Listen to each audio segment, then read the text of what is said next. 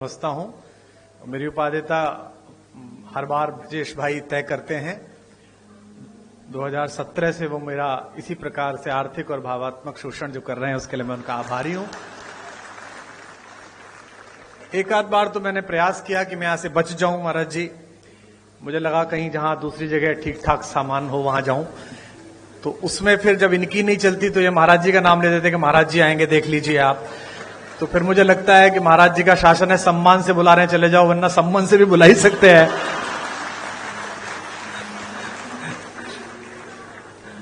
हमारे मुख्यमंत्री जी पे इतनी चर्चा होती है, मैं पूरे भारत में जाता हूं, इतनी चर्चा होती है।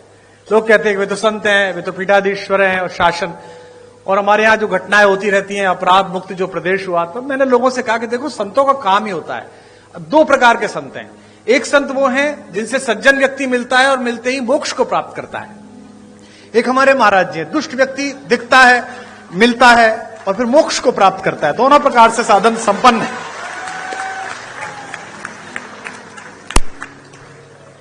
और आवश्यक भी है, क्या करें, देश ऐसी स्थिति में आ गया है। पहले डॉक्टर्स RX लिखते थे, वो RDX लिखने लगे हैं, क्या करेंगे आप।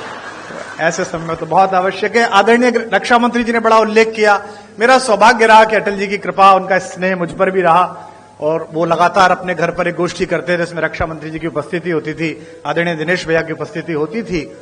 तो पार्टी के सभी लोग बैठे हुए हैं आज यहां पर, बहुधा पार्टी के ही लोग हैं। तो तीन प्रकार की पीढ़ियां पार्टी में आ गई। एक अटल जी की पीढ़ी थी जिसमें आदरणीय अडवाणी जी, जोशी जी, वो एक पीढ़ी थी। फिर आदरणीय रक्षा मंत्री जी की, प्रधानमंत्री जी की एक पीढ़ी आई। अब एक तीसरी पीढ़ी हमारे यशस्वी मुख्यमंत्री जी की, देवेंद्र फडणवीस जी की। तीन पीढ़ियां लगातार काम कर रही हैं और तीनों के दृष्टिकोण में अंतर है। अटल जी कहते थे कि आपके घर पर कोई कूड़ा फेंके तो आप स्वयं साफ कर दो। मोदी जी की, राजनाथ जी की पीढ़ी कहती है कि आपके घर पे कूड़ा फेंके तो आप उससे ही साफ कराओ। और मुख्यमंत्री जी की पीढ़ी कहती है कि आपके घर पर कोई कूड़ा फेंके तो आप कूड़े को भी साफ करो। आप में से कुछ कम लोग समझे, इसके लिए मैं आपका आभारी हूं। समय की मर्यादा है, सीमा है। मैं केवल एक कविता सुनाऊंगा क्योंकि आदरणीय मुख्यमंत्री जी को जाना है और वे बहुत व्यस्तता उनके बीच है, समय है। अटल जी जैसे लोग किसी देश में शताब्दी में एक होते हैं। जैसा राजनाथ जी ने कहा, आदरणीय रक्षा मंत्री जी ने, कि पद बड़ा हो जाना महत्वपूर्ण नहीं है, कद बड़ा हो जाना महत्वपूर्ण है। और मैंने स्वयं देखा, हम लोग BA की पहली साल में पढ़ते थे। हमारे यहाँ के एक यशस्वी पत्रकार थे शिव कुमार गोयल जी, आदरणीय राजनाथ जी उनसे परिचित थे। अटल जी उनके साथ वंदे मातरम में संपादक थे, वे सह संपादक रहे थे। हमने एक कवि सम्मेलन कराया, एक कार्यक्रम कराया, सृजन महोत्सव, और हमने उनसे कहा कि अटल जी को बुलवा दीजिए। अटल जी उस समय विपक्ष में थे, उस बार चुनाव नहीं जीत पाए थे, तो हमने बुलाने के लिए गए और वो आ गए। और हम उस कार्यक्रम को संपन्न करने के लिए कहीं से धन जुटा रहे थे। तो नगर के एक उद्योगपति जो साड़ी का काम करते थे, उस जमाने में हम उनसे 501 रुपया लेके आए। तो जो 501 जिसने दिया था उसने कहा कि मैं भाषण दूंगा। ये बड़ा संकट का काम था, लेकिन अब वो 501 दे रहा था तो भाषण दिलाना था। तो वो अटल जी का प्रशंसक था। वो खड़ा हुआ और उसने कहा, मैंने कहा तुम ज्यादा मत बोलना अंकल जी, थोड़ी देर बोलना। बोले बस मैं 2 लाइन पढ़ूंगा। और उसने खड़े होकर कहा कि आज अटल जी आए हैं, बस मैं ये 2 पंक्ति पढ़ना चाहता हूं कि शहीदों की चिताओं पर लगेंगे हर बरस मेले। वो अटल जी के लिए कह रहा। अटल जी बहुत ठहाका मार के हंसे, लेकिन उस आदमी के संकोच को जो पूरा मंच से घूर रहा था, उसने ठहाके से दूर किया। और जब भी मैं उनसे मिलने के लिए जाता था, दर्शन के लिए मिलने जाता था, प्रणाम करते थे, उन्हें बाप जी कहते थे, तो वो अक्सर पूछते थे, अरे भाई उनके क्या हाल है जिन्होंने मुझे जीवित शहीद बनाया था, वे कैसे हैं।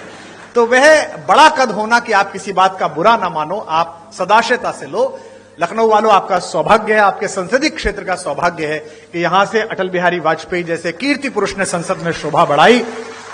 और आज मुझे अपनी तालियों के बीच यह कहने की अनुमति भी दें कि अगर एक राजनीतिक विचार का विश्वविद्यालय है अटल बिहारी वाजपेयी, तो इस समय भारतीय राजनीति में उनके सच्चे प्रतिनिधि आपके इस समय के सांसद हैं, जो उसके कुलपति हो सकते हैं, जो आदरणीय रक्षा मंत्री जी हैं। मैं एक कविता सुनाकर अपना स्थान लूंगा। आप बहुत दूर से आए हैं, मैं क्या करूं, घर जाऊं तुम्हारे? हाँ? मतलब हद हो गई, ऐसा ही बुलाने वाला ऐसे ही आने वाले। इतने बड़े बड़े भाषण सुनता हूं। आज बजट का भाषण में सुनना था मुख्यमंत्री जी का, बजट में ये हुआ, बजट में ये हुआ। मैं पूरा भाषण इस चक्कर में ही सुन गया कि इस बार बजट में हमने ब्रजेश पाठक को पैसे दिए कि कुमार विश्वास को दिया करो। लाइन ही नहीं आई वो वाली, बाकी सब आई, एक लाइन नहीं आई। उसके बाद मैंने बंद कर दिया, मैंने कहा अब खत्म है, अब चलो, अब जब मिलना ही नहीं है।